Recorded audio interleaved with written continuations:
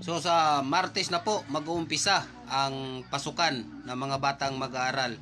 So sa mga oras na ito or sa mga araw na ito, busy na po ang aming ilaw ng tahanan para iayos o ihanda yung mga gamit ng aking anak sa pag-aaral.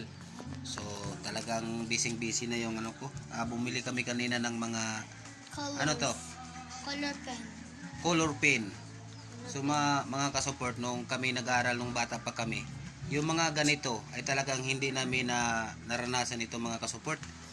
Lalong-lalo na yung mga bagong kagamitan kapag tuwing pasukan ng school ay talagang hindi namin nararanasan yan. Siguro sa sobrang hirap na rin ng buhay noon, ngayon mahirap din naman pero hindi gaano kagaya noon yung kahirapan ngayon. So yung mga gamit pang-eskwela nung mga bata ngayon ay kayang-kayang bilhin.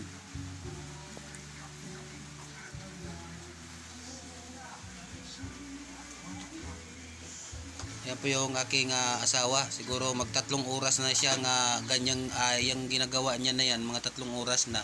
4 na notebook pa lang yung nagagawa niya. Ano isang oras lang ito? Patingin nga ng mga finished product natin dyan, anak. Para mapakita natin sa ating mga mahal na viewers. Ito po yung ginagawa ng aking asawa. Yan. So kailangan niya ng lagyan ng pangalan, saka ito section B. Itong Ariston Villanueva B. Yun ang section. Yung unang-una, yung nasa pinakaitaas, pangalan ng anak ko, saka yung Grade and section. pangalawa, section 3. Section 3. Ano ba to? Grade 3, tapos ano? Grade 3, Ariston Villanueva, yung teacher niya. Shout out sa iyo, ma'am. Ha? Hindi ba yun? Berna, utoble ang pangalan Ayan ng itong teacher. Ariston Villanueva. Section. Section. Section pala.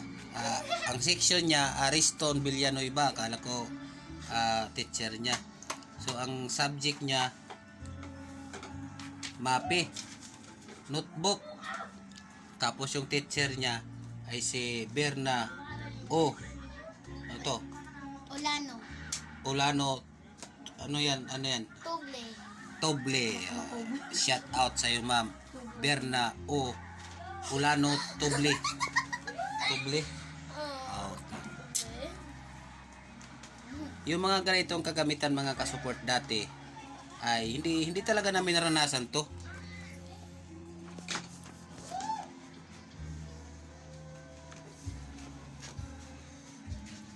Ano to? Pang tape yan. Ha? Pang tape. Pang-tip.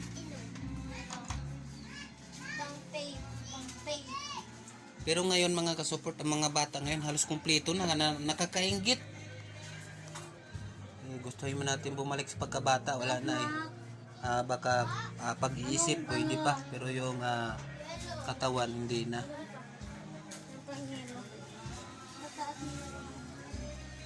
Asan na yung pangtasa mo, anak? Nandun na sa bag na. Oh. Kompleto na siya.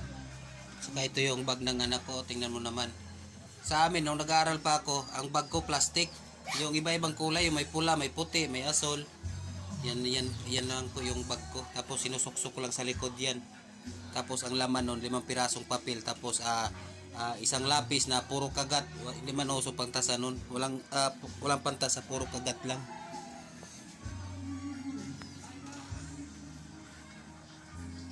So lahat yon mga ka-support ay talagang yung lahat na naranasan ko mga ka-support ay talagang pilitin ko or ipilit ko talaga na hindi maranasan ng aking anak.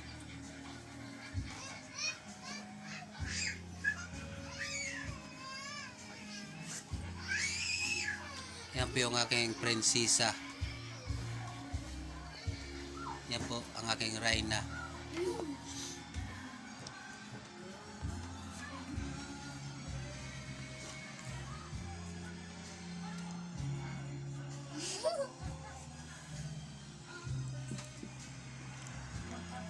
Bago namin nabuo yung lahat ng mga gamit sa anak ko sa school, siguro umabot ng 2 linggo.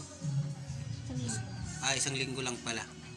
Kasi nga hindi kaya na bilhin ng isang bagsakan mga support kasi yung sahod ko kasi sa trabaho ko. Ito yung lagi kong sinasabi, minsan kulang, minsan sakto lang, pero kadalasan ay kulang talaga mga support. Pero ayos lang. Sa maibigay lang namin yung pangailangan ng anak namin, lalong-lalo na kapag gamit para sa eskwelahan.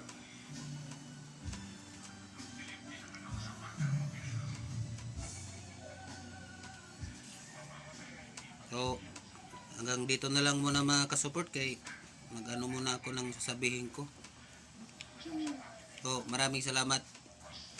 God bless sa lahat.